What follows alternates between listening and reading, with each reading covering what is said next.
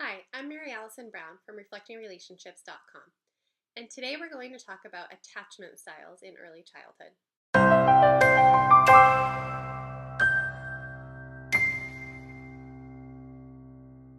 Okay, today we're going to talk about attachment styles. Most people have heard about attachment in one form or another, but aren't really quite clear on what exactly attachment is. So let's start by talking about our attachment system. What is the function of a child's attachment system? It actually has nothing to do with love, which most people think of when they think of attachment. It has everything to do with survival. When a newborn baby is born, the only part of their brain that is fully developed is the lower part of their brain, or what's commonly called the reptilian brain. So that's the part of the brain that manages all of the things that a newborn baby can do. So it has to do with eating and sleeping and breathing, going to the bathroom, crying. All of those things are controlled by the reptilian brain. So that is mature when a newborn baby is born. The rest of the brain isn't. So the brain's primary function at that point is to keep the baby alive. And in order to do so, the infant's strategy is to keep a caregiver in close proximity. So the attachment system is all organized around ensuring that a responsible caregiver is close enough to keep baby safe and alive. So the way that an adult cares for a child leads to the way in which the child becomes attached to that adult. There are different types of attachment styles, so that's what we're going to talk about in this video. The first one, which is what we would hope for all children, is a child who has a secure attachment. Most children do have a secure attachment. It's somewhere between 50 and 60% of children will be securely attached to a caregiver. So this is a healthy strategy. This is what we're hoping for. The next type of attachment style is called insecure.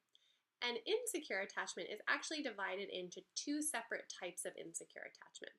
The first is called insecure-avoidant, which is about 15 to 20% of children have an insecure-avoidant attachment. And the next is called insecure-ambivalent, and somewhere between 10 and 15%, maybe just a little bit less, have an insecure-ambivalent attachment.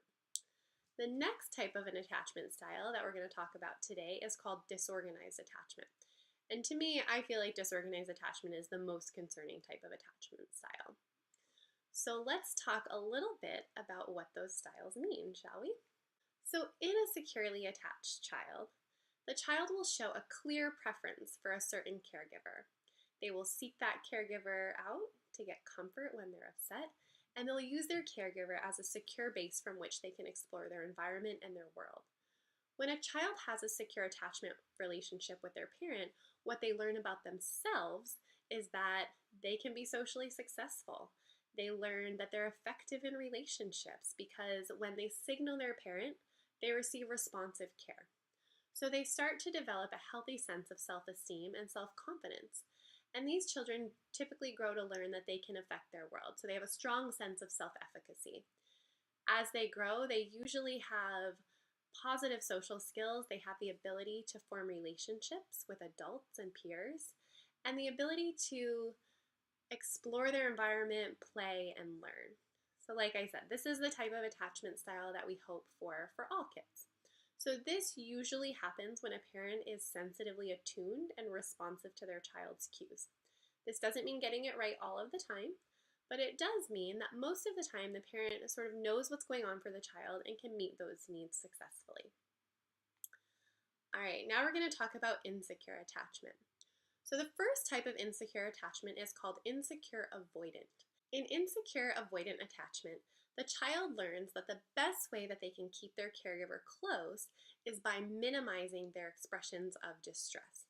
So think about a child you might have known who maybe appears a little bit older than they really are.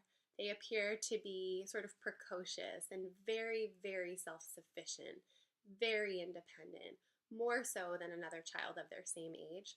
This might be a child who has an insecure-avoidant attachment. And this is a child who has learned that in order for their caregiver to be available, they just can't show any emotion. So they learn not to do that because when they show emotion, it decreases their caregiver's availability to them. And so in terms of survival, that's not safe for a developing brain to have a caregiver who's not available. So So this child learns to keep their caregiver close. They have to minimize their expressions of distress. Sometimes insecure avoidant attachment develops when a caregiver is predictably hostile. So, for example, a caregiver who, when a child starts crying or showing distress, yells at the child or is angry that the child has this display of affect. So, in those types of responses, you're likely to see an insecure avoidant attachment develop. So, in later childhood, children with insecure avoidant attachment often have aggressive behavior. Sometimes they end up engaging in bullying behavior. And they have really built models of relationships in their brain that are based on power and aggression. Because the caregiver who was hostile has had the power. And so they learn that in other relationships, this is why bullying happens, they want to be the person in the position of power. So often their internal working models of relationships are based on those ideas about power and aggression. So the next type of insecure attachment is called insecure-ambivalent attachment. And an insecure-ambivalent attached child, you're going to see the exact opposite. So you're going to see a child here who maximizes expressions of distress. So in insecure-ambivalent attachment, the child has learned that when they are really loud and really, really emotional and they have these big displays of emotion, their caregiver, for whatever reason, becomes more available to them. So they organize a strategy to keep their caregiver close by maximizing their expressions of distress. These are kids that you can think of probably typically as being drama queens or over-emotional. So these are the kind of kids that just every little thing sets them off. Big tantrums, big emotions, and a really poor ability to regulate those emotions.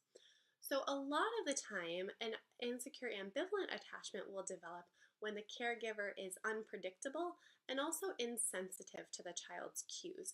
So that means that the child will cue for something and the parent misreads it. So there's a lack of synchrony between the cue and the response. And this can result in a child who goes over the top to get their parent's attention. So they organize a strategy in their brain around how to keep their caregiver close that has to do with being really, really, really dramatic and really big expressions of distress.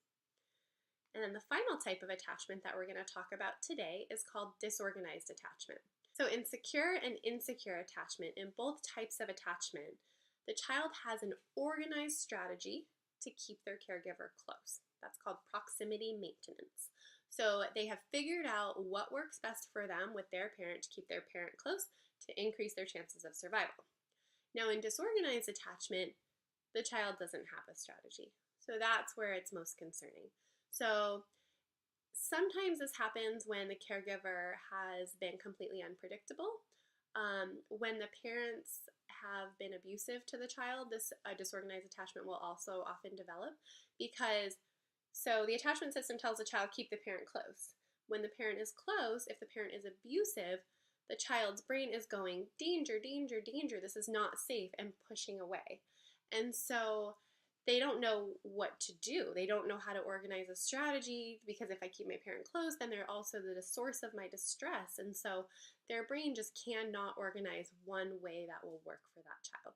So often in kids with disorganized attachment, what you're going to see in their relationships with other people is that push and pull. So it's very back and forth. So these are the kiddos who will be really clingy and really close and really want their parent or their caregiver, and then they will be mean and rough and push you away. And so they just don't know what they want. They can't organize a strategy. They want their caregiver close.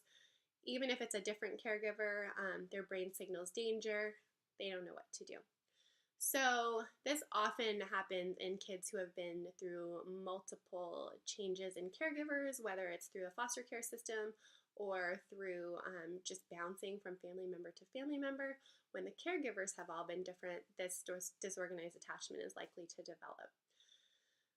So hopefully this video sheds a little light onto the different attachment styles that children have and maybe has helped you to make some sense of some behavior for a child that you know.